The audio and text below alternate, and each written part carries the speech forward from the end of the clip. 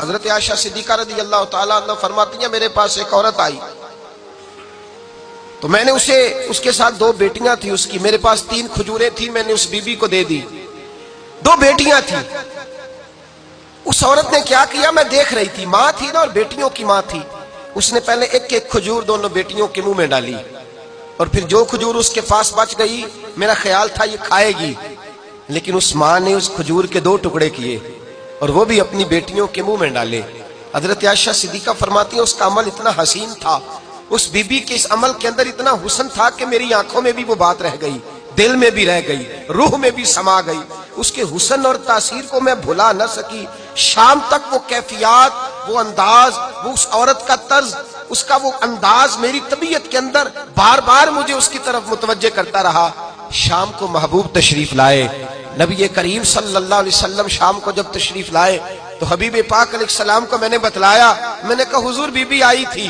اس کا چہرہ بتا رہا تھا کہ بھوکی ہے، لگ رہا تھا کئی دنوں سے کھانا نہیں کھایا، 3 کھجوریں تھی ہی میرے پاس 3، 2 بیٹیوں کو دے دی، وہ کھا سکتی تھی، لیکن یا رسول اللہ صلی اللہ علیہ وسلم اس نے کھائی نہیں، وہ بھی کھجور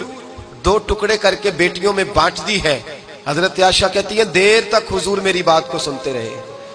دیر تک میری طرف دیکھتے رہے، اس تصور کو، بیٹی کے پیار کے اس ذائقے دیر تک محبوب محسوس کرتے رہے، اور پھر فرمایا عائشہ جو دنیا میں بیٹیوں کی وجہ سے آزمایا جائے گا،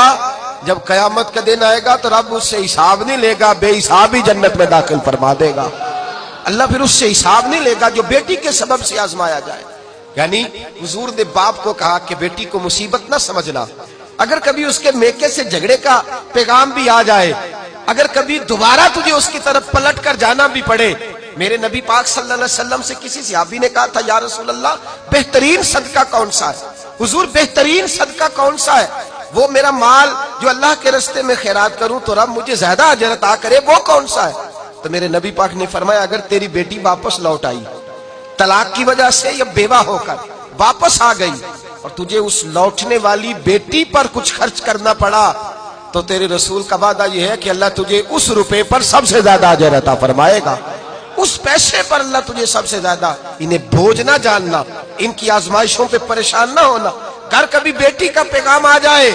کہ اس کو پھر سے یہ تکلیف ہوئی ہے، باپ سمجھنے لگا تھا کہ میں تو فارغ ہو گیا، نکاح کر کے میں فارغ ہو گیا، پھر اگر کبھی اسے پیغام آئے تو میرے مصطفیٰ کریم نے فرمایا وہ پریشان نہ ہو، وہ دکھی نہ ہو، بلکہ جو بیٹی کی وجہ سے آزمایا جائے گا اس سے تو حساب ہی نہیں لیا جائے گا، اللہ بغیر حساب ہی جنت عطا فرما دے گا۔ اتنا بڑا مقام، اتنی بڑی عظمت اور فضیلت اللہ کے رسول نے بیٹیوں کے ماں باپ کو عطا فرمائی۔